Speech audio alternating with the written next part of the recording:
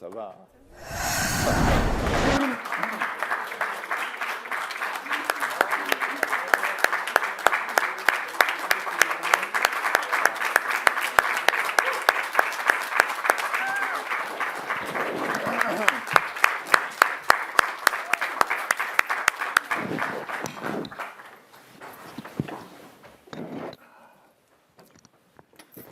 Donc, sans tarder, nous allons pouvoir commencer cette conférence de presse et je vous présente nos invités à la table.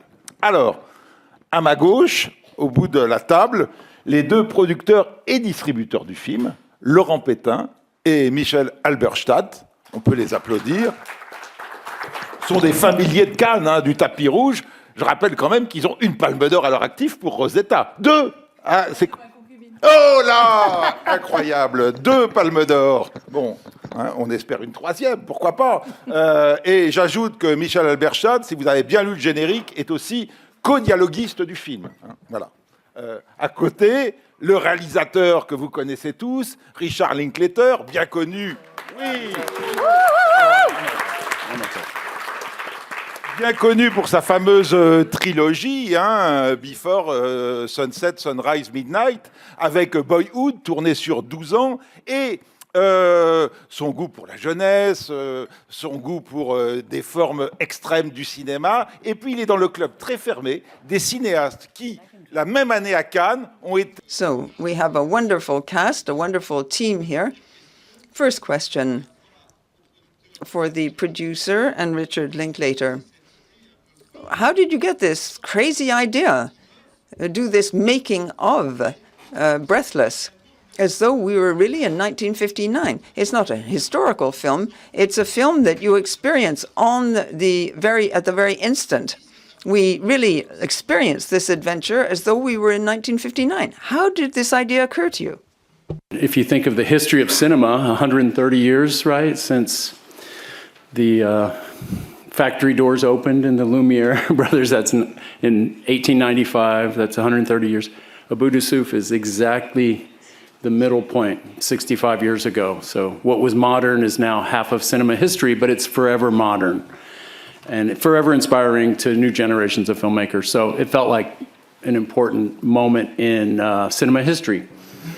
You know, so it was fun to dial down so much on one film and learn so much about it. And, you know, there's a lot of documentation, a lot of memoirs, there's documentaries. There was a lot to draw on, photos, of course. So it was a fun research project for all of us, and brought the film to Michel and Laurent, and they knew, Godard, you should take over. And yeah, we all took this crazy leap together to make this film that looked like it was made in 1959 too.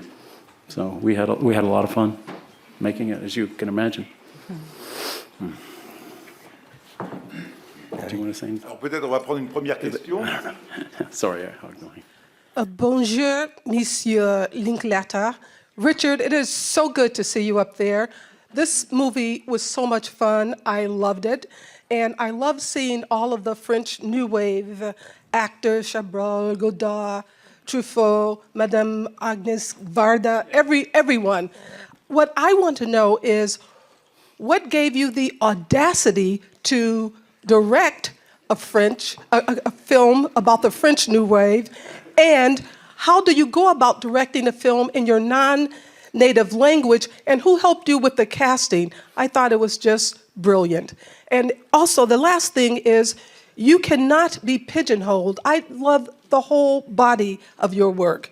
So thank you for having the audacity to bring that film to Cannes.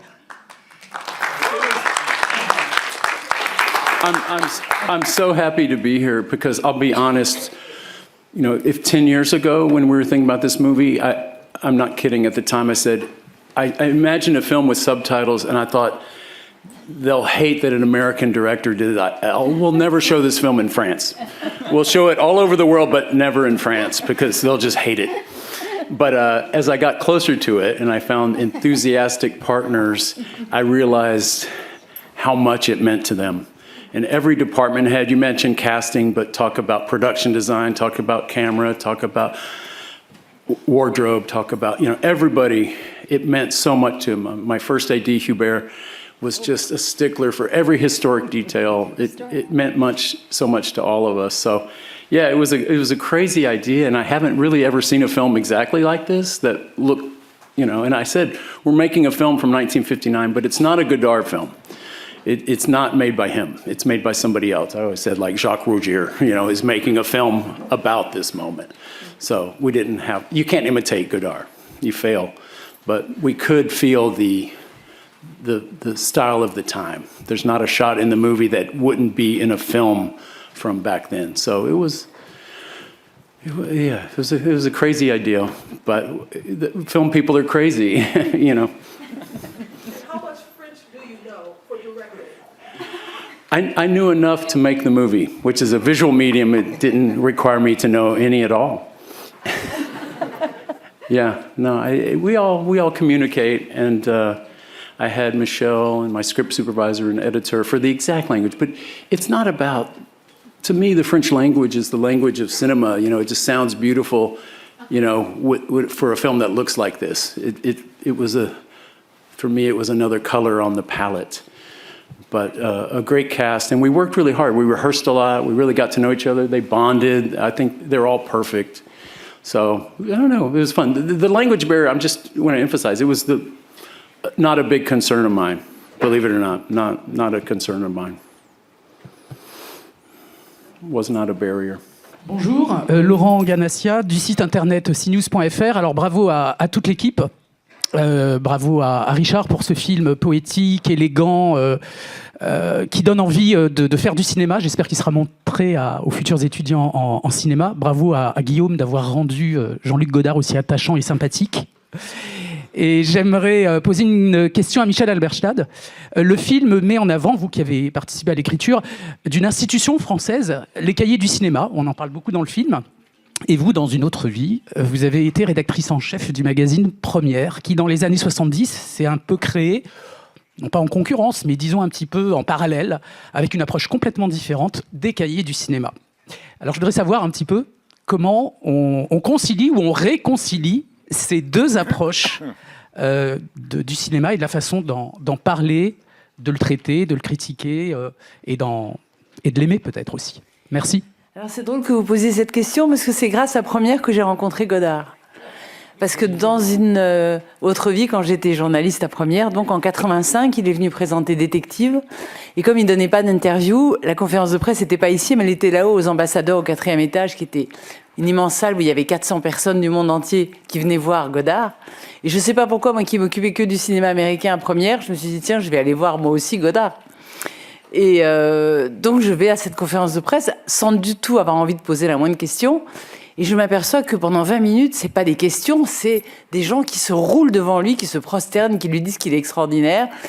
Et plus on lui dit qu'il est extraordinaire, plus il est grognon, plus il s'embête, quoi. Et d'un seul coup, je me lance et il me donne la parole, Frédéric Mitterrand, qui animait la conférence.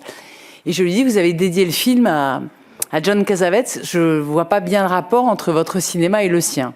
Et là, Godard me dit, vous travaillez pour quel journal ? Je dis Première. Ah oui, depuis quand Première s'intéresse au cinéma ? Éclat de rire général. Je m'accroche à ma question. Je dis oui, c'est très drôle, mais vous m'avez pas répondu. C'était quoi la question ?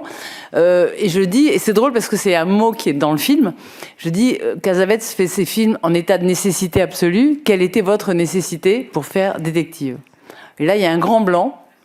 Et Godard dit, je ne sais pas, mais c'est une bonne question. Et là-dessus, Frédéric Mitterrand enchaîne, et tout le monde enchaîne, et toute la journée, je me fais ridiculiser par mes collègues qui me disent « Enfin, tu t'es pris pour qui ? Non seulement tu poses une question, en plus tu la reposes, enfin, la honte, quoi. » 6 mois plus tard, je suis devenue rédactrice en chef du journal, et un jour, un assistant m'appelle et me dit « Est-ce que Godard peut vous appeler demain matin ?» Je pensais que c'était un gag. 9h du matin, Godard appelle et me dit cette phrase inouïe « Voilà, je vais faire Le Roi Lear. » Dans lequel il y a un rôle pour une rédactrice en chef du New York Times, une grande gueule, j'ai pensé à vous. Et c'est comme ça que j'ai tourné dans un film de Godard, que plus tard on a distribué Éloge de l'amour quand on est devenu distributeur, que Godard a fait le logo ARP que vous voyez toujours devant, voilà. Et donc quand j'ai lu avec Laurent, quand on a lu, et j'ai fait la dernière interview de Godard pour France Culture en juin 2021, chez lui à Rolle. Et donc, quand évidemment le scénario est arrivé, on s'est dit mais voilà. Et je trouve, parce qu'il le dira jamais, il n'y a qu'un Américain qui pouvait faire ce film. D'abord, le lien entre Godard et l'Amérique et le cinéma américain était évident, et je pense que là-haut, il doit être enchanté. Et de même que c'est Miloš Forman qui a fait Hair, il n'y avait qu'un Américain qui pouvait regarder la nouvelle vague comme il la regarde. Nous, on aurait été soit sentencieux, soit méprisants. En tout cas, à côté de la plaque, on n'aurait pas eu le ton juste. Et lui, comme il n'est pas français, il se contente de regarder la nouvelle vague avec amour, respect et amusement, chose qu'on aurait été incapable de faire. Donc il n'y avait qu'un Américain qui pouvait faire ce film.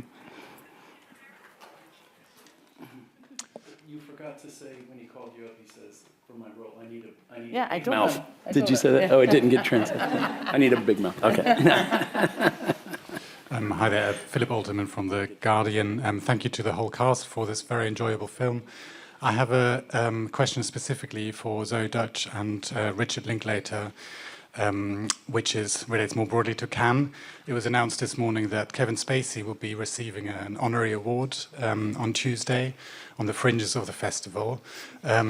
Spacey has been cleared of allegations of sexual misconduct, but it is probably the most high-profile uncancelling of the Me Too era. Zoe, you've worked with Kevin Spacey in 2017, and Richard, you said a house clearing was overdue, I think, in 2017 in Hollywood. It's reported. I wonder whether that house clearing is over, whether you welcome Kevin Spacey back to Cannes and to the filmmaking world. I've never worked with him. Do we need? I didn't have any Kevin Spacey? scenes with him, so I Yeah, didn't you're in a movie. Nationality doesn't make you. I don't understand what this question has to do with us. I'm sorry. Yeah. Peut-être une question après. Hi, I'm Giacomo Tosi for Cinematograph from Italy. First of all, thank you everyone. I really, really love this movie. Thank you, Mr. Linklater. My question is for all the actors. How did you manage to embody your roles so perfectly? How many films did you watch to prepare your parts? And what's your favorite novel box movie? C'est for me? Ah, pour nous tous. Talk about preparing for your part. Did you watch a lot of movies? Yes, So, a dream. to prepare the role, Parler en français, hein. Parle en Bon, français. pour préparer le rôle, j'ai regardé tous les films de Godard jusqu'à À bout de souffle, parce que je considérais qu'à bout de souffle, il devait l'avoir probablement en tête avant de le faire.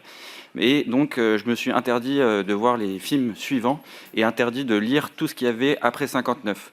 Donc, comme ça, je pouvais vraiment jouer Jean-Luc et pas Godard. Et voilà, donc c'est comme ça que j'ai préparé le rôle. Et la question était si on avait un film de chevet, je crois. Moi, j'aime beaucoup 37 le matin. Voilà.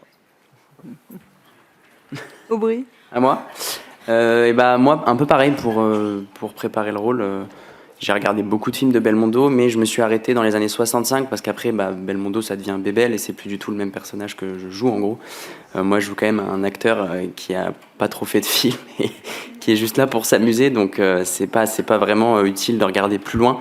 Mais par contre, c'est vrai que j'ai regardé tous les films jusqu'à 65 et après, moi, un film de la nouvelle vague, je vais dire le premier que j'ai vu et que j'adore, c'est Les 400 coups. Zoé? Well, first off, what an unbelievable dream for your job to watch the greatest movies of all time. But specifically, I watched Saint Joan and Bonjour Tristesse a lot. Those are the two films that Jean did before this, both directed by Otto Preminger.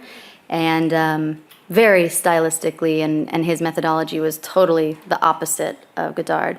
And there's one incredible interview of Jean giving a tour of her apartment that was very helpful for me in figuring out both of her dialects, the way that she spoke in English and French. Right before she did Bonjour Tristesse, she went through almost like a boot camp of acting because she was so traumatized by how the press treated her after St. Joan, and she met with the best dialect coach and the best acting teacher and the best movement teacher, and so she had a sort of affected, not Mid-Atlantic, but she was trying to eliminate her Marshalltown, Iowa voice. So that interview I watched over and over and over again, and I transcribed it, and I just studied it as best that I could, because there wasn't a ton of footage of her in her real life. So that was, very, very useful for me.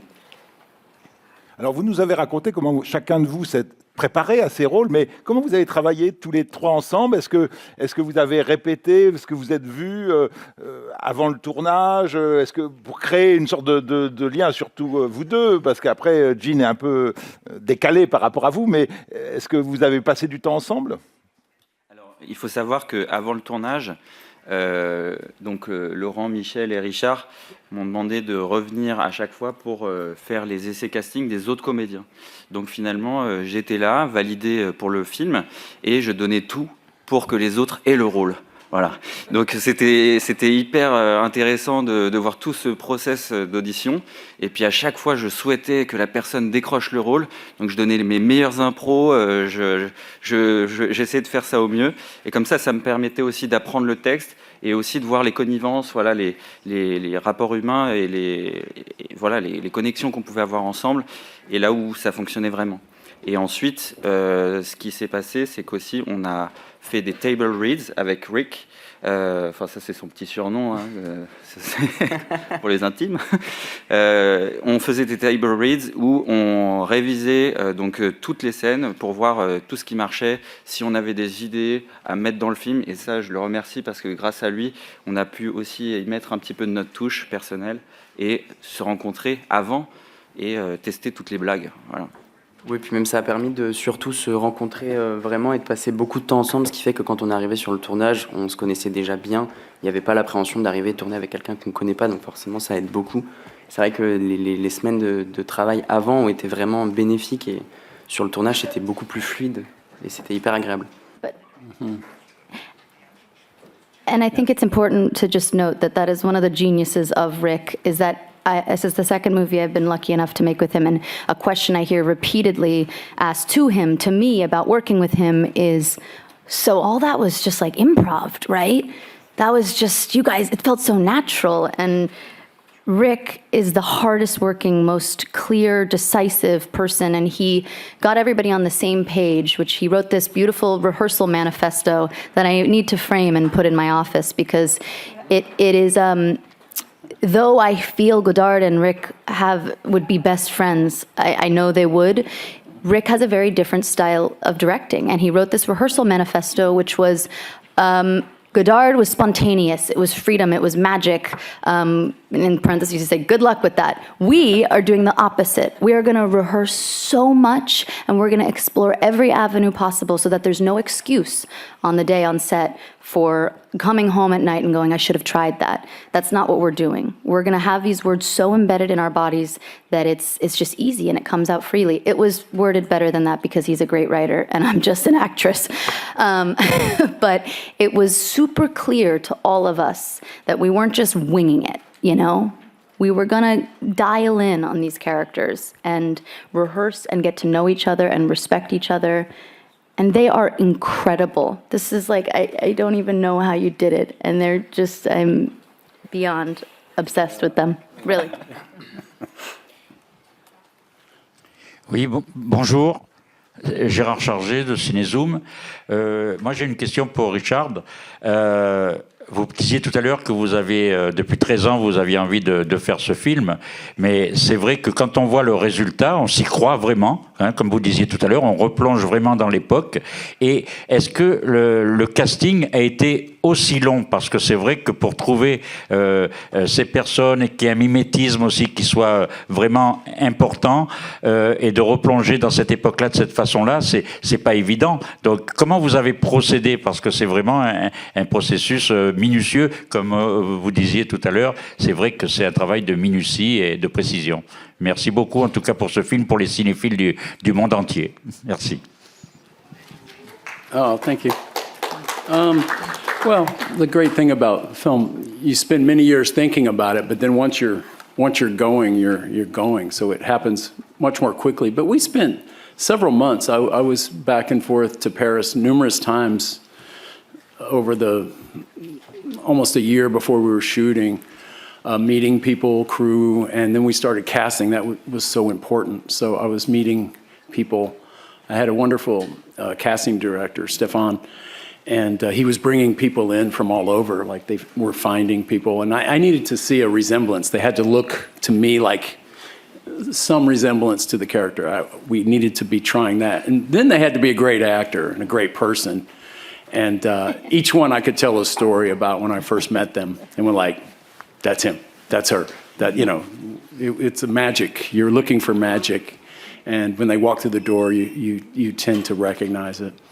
And you believe in them. And yeah, everyone worked very hard. It is a magic trick making movies, but you know, cinema is kind of magical. You know, I look at this movie and I just kind of, it takes me back there too. You know, even as we were shooting it, even the first rehearsals, they would sit around a table. It was Truffaut, you, and Schiffman. It was just, they happened to be there at the same time, and I had them talk, and they were just talking amongst themselves. We had a little script, and I was like, all these years of thinking about it, I knew this film's going to work. Like, I believe them. I believe I'm hanging out with those people. And then, so we just added the rest of the cast, and oh, they were so good together. So I love them. I was grateful it didn't go any longer to make this movie, because he told me about this 10 years ago, and I was like, I don't know, I don't want to get too old. I said, Zoe, I've been waiting. Every year I'd call him and be like, hey, Rick, how's it going? I said, we're going to make this movie, but yeah, you're in there. What's the news? Hi there.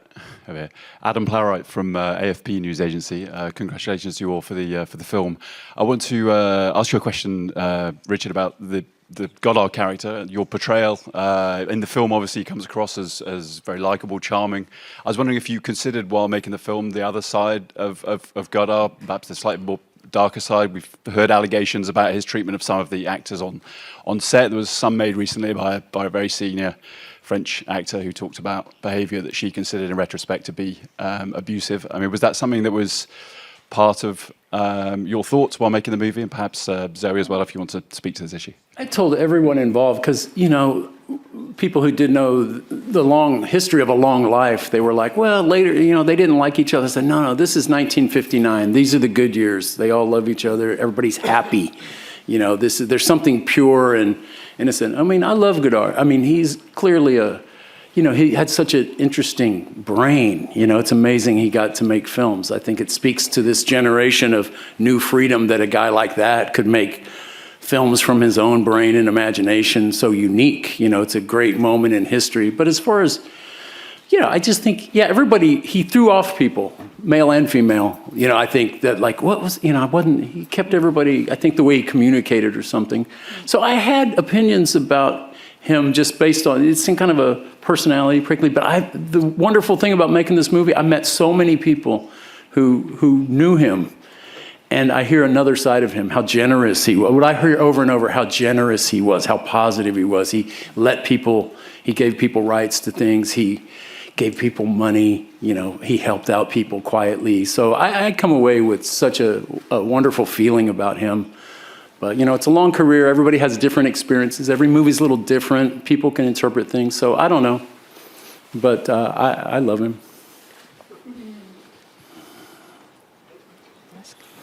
Thank you.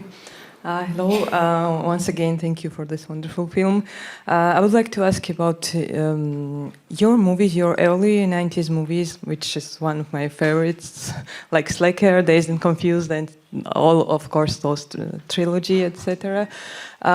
It seems to me that those movies, those indie American movies, your movies, and not only yours, some of other indie American movies are kind of influenced by Nouvelle Vague, like spirit, maybe not a exact style or something, but like spirit, atmosphere, narration or something.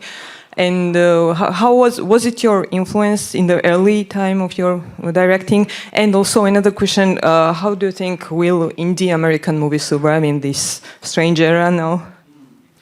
Yeah, I said earlier how the Nouvelle Vague influenced me so much. I think my early films, if not specifically stylistically, just the spirit of making a personal film, going out and doing it. And it's funny, making this film, all these years later, I felt like I erased my own history. I was going back to being in my late 20s making my first film. I had to kind of take away everything I knew. I told a friend last night, I felt like I was 28 years old making this film. Even the choices is like a first film choice. I had to erase my own kind of experience and get back to like a first film mentality. So it was really fun to do that. And cinematically, I kind of had to erase cinema history after 1959, like how films looked, you know, the way the camera was used more expressively later, like Bertolucci, kind of the unmotivated camera move. We didn't, you know, every shot in this movie fits into a movie. So it was going back in time, both personally and kind of cinematically, but I could relate, you know, it's like this movie's about making a first film. I did that with you mentioned Slacker. I was working with the crew, they had no idea what the film was about. I was the only one who had it in my head. It's an odd position to be in. You're very young and confident and excited about your possibility, but then you're a little insecure too, because you don't have experience. So it's a balance in those early films that's kind of, you know, I was trying to capture that exuberance and insecurity, and you know, this could all be terrible. You just don't know. You believe in yourself, but no one else might. It's a strange place to be. So it was a fun journey back on a couple levels. Sorry, Anthony D'Alessandro, Deadline Hollywood. For you, Richard, of course, this had to be shot in France, this movie. But what do you make of this whole thing with tariffs, and has it become more expensive to shoot movies in the United States? I don't think it's, well, for the tariff thing, that doesn't mean, I mean, that's not going to happen, right? The guy changes his mind like 50 times, and when they, whatever. We're not taking it. It's the one export industry of the U.S. It'd be kind of dumb to, whatever. We don't have to talk about that. But more expensive. I think the true indie film, the no-budget film, has cost the same for the last 60 years. It's always about how much you have, and you know, so that doesn't change much. But yeah, movies also in Los Angeles and Hollywood. Of That's course. the history and the studios and the culture and the crews, and it would be so beautiful. Yeah. I just finished doing a movie there, and it was magical in the same way that Paris is magical and has this history. I would love for there to be more movies in Los Angeles, right? I really admire the French film industry and the way they are so focused, and they really take care of their industry. Mm-hmm. And they make sure it's healthy, and they nurture it, and they help it. Government, everybody is all in. I so admire that. From production to distribution, they care. And our country, the U.S., could use a little bit of that. Yes, amen. Hi, Lina Bassi. My question to Richard Linklater. We know you, we love you. Many of us grew up on your films, and it was always a treat to see your new films at Sundance. And now to see this new film, a completely different film in Cannes, is priceless. And I'm just wondering how you will compare to those two experiences, not in terms of premiere on those two different film festivals, but also in making first film. I mean, Godard and by you. What's the question? Like, I don't understand the question. I'm comparing. What am I comparing? I'm sorry. Your like to be at Sundance and now to be at Cannes. So and like presenting the wherever film. a lot of it is in the calendar year when you finish your film and when it should first premiere. So it's exhilarating for this film, certainly, to be here. Like I said last night, it was kind of a dream of ours as we shot. We shot here, and you know, in the French film industry, Cannes looms. You know, it's all roads lead to Cannes if you're lucky. So we got lucky, and this was the perfect place to. We all looked forward to the possibility of showing the film here. So it was exhilarating to have that chance to be here. But you know, every film has its own, you know, where it should show first and where it gets to show first, and you know, you don't really have full control of that either. So, but it's fun. Hello, it's Yannis Raouzeos from Greece. We had the opportunity to meet each other again in Berlinale this year, in Blue Moon. Yeah. I'd like to address a question about romanticism in your films. I mean, I feel there is a certain glimpse of romantic notion and romantic philosophy, I would say, in, let's say, as a paradigm, get these two films, Blue Moon and this one, this excellent Nouvelle Vague work. I mean, you try to approach romanticism from many different ways, directly through cinema and through characters. Would you like to express me some ideas about this special connection of your generation and somehow our generation in romanticism in cinema? And Miss Deutsch, I think you're doing the same in your character. I mean, you are expressing some romantic feelings inside Seberg's character. You can see that in some certain parts of the role when he is laying down and she says, no, I won't do that, what she's being asked by Godard. Would you like, please, to speak about romanticism, both of you? Well, romanticism and cinema go well. And I love the new wave notion, what Truffaut said, you know. The film of tomorrow is an act of love, you know. Godard made a film in praise of love. So if you're doing, ideally, when you're making a movie, you're doing something about that, something you love. So it's an expression. I think that is romanticism. I love the cast. I love this period. I love everything about it, you know. So it has a certain romanticism to it, which goes well in cinema. You know, we live in a beautiful, us who make films, the crew, the cast, we live in a bubble of creativity and, you know, just love of our subject and our characters. It's a great place to live, and cinema is a great place to live also, in the dreams and what you can project onto it. It's kind of a beautiful world. So in this movie, they're just these characters. They don't, you know, Godard, you don't really go home with him. You don't know where he lives. You don't know if he's his relation with his parents. It's all about what they're doing in their little magical world. So that's how it feels making a movie, and that's ideally can be how it looks. I mean, every movie's different. I've made some really harsh movies with different, you know, motives, I guess, different focuses. But this one was, yeah, I think it's in the romantic tradition. Mm-hmm. I don't know if I have a good answer. All I can say is that I was in love with making this movie. I'm in love with Gene. I'm in love with them. And maybe that was the romanticism that I felt.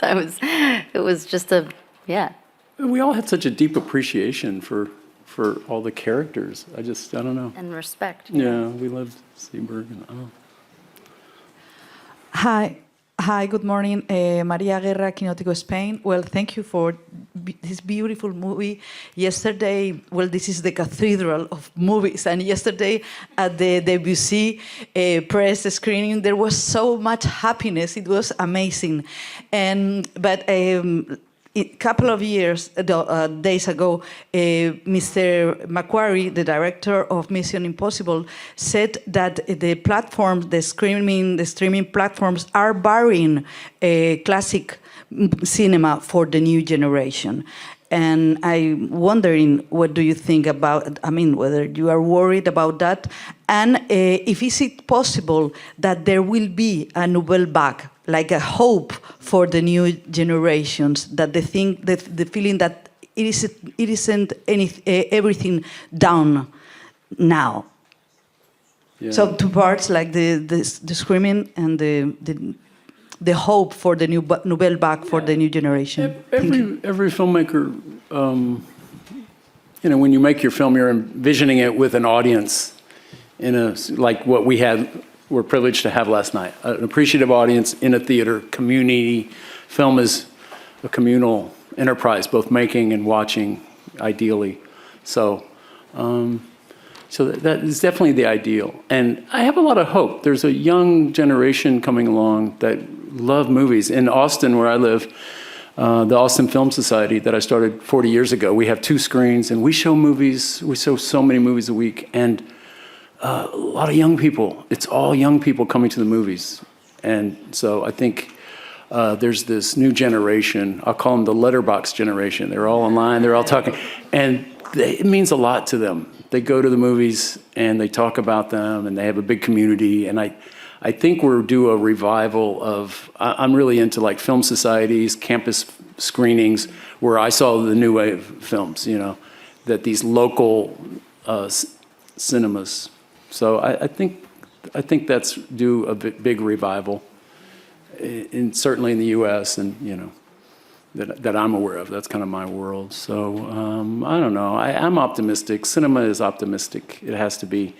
It always feels under attack, you know.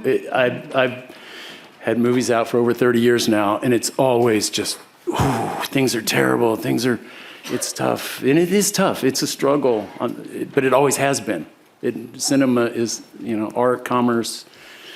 There's always a threat, you know. So there's new threats. But there's something perpetual that we, an audience, we like stories told to us. We like the format of feature films. There's more films than ever being made, you know, in indie films. They're just not, it's harder to get them seen. But we adapt, you know, cinema's great at using technologies. And so to get your films seen, most people see films, you know, DVDs, you know, later. Films have long lives. You're not going to see everything in the theater. You know, there's no one purity. I want to get people off purity. You know, you talk to the greatest filmmakers ever. It's like Scorsese. I watched these films on TV, on a black and white TV growing up. That's where he fell in love with cinema. It wasn't always a movie theater. You know, Quentin in his video store. You know, I had a film study. Cinema grabs you wherever it grabs you, and you find it where you find it. But the cinema is the church. But you can be worshipful wherever you are, you know. You can pray your will. Amen. Hi. Yeah. Hi, Gabriel Jarrito, Screenworld Italy. Congratulations on the movie. Put a big smile on our faces. The thing I like the most is that this is not a story that tries to fill a void. It's a story that tries to create a space for cinema to flow. So I want to know, what was your approach to get so close to Godard, and your approach as the actors to step in these iconic worlds? Thank you. So close. I mean, we had the camera notes, we had the reports. I never knew more about a film that I didn't make. We knew how many takes they did of every shot. We were really close. We knew so much about them personally. So it was almost like therapeutic or cathartic to get to know another film so well, you know, on a daily.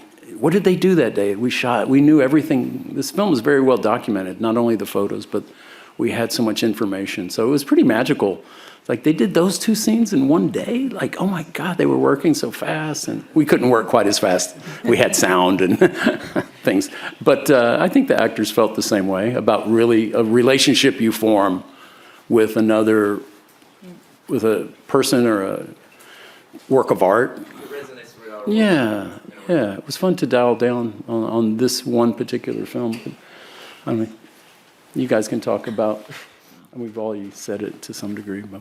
Oui, confection qui a été aussi avec le chef-op, David Chambille, et puis Pascaline Chavannes qui a fait les costumes, Katia Wischop les décors. Il y a tout un travail de reconstitution. C'est pas du numérique, très peu.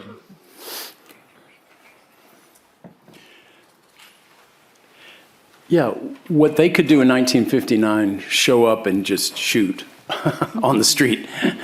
We wanted our film to feel like that you show up, but 1959 isn't there. So we had to create everything. Everyone worked so hard, every department. And like I said before, it meant so much to everyone to get those details right. So I'm so grateful for that. But we didn't want it to seem like that. You know, whatever visual effects in the background, whatever costumes, we wanted to feel like it just was how it looked on that day. But we had to work very hard to create that. Everybody, cast everybody. So, but again, that's the little magic trick that we were trying to pull off. But yeah, I'm eternally grateful to a first-rate crew that Laurent and Michel had worked with, most of them before, and I only met a few people in each category, like the three best cameramen, three best wardrobe, and it was like, who was right for this movie? But I was in good hands here. I was in very good hands making a film here. So. C'est sur ce coup de chapeau à toute l'équipe qu'on va arrêter cette conférence. Je vous remercie tous et je remercie nos invités que vous pouvez applaudir chaleureusement. Le film sortira en France le 8 octobre. Vous n'oublierez pas d'en reparler.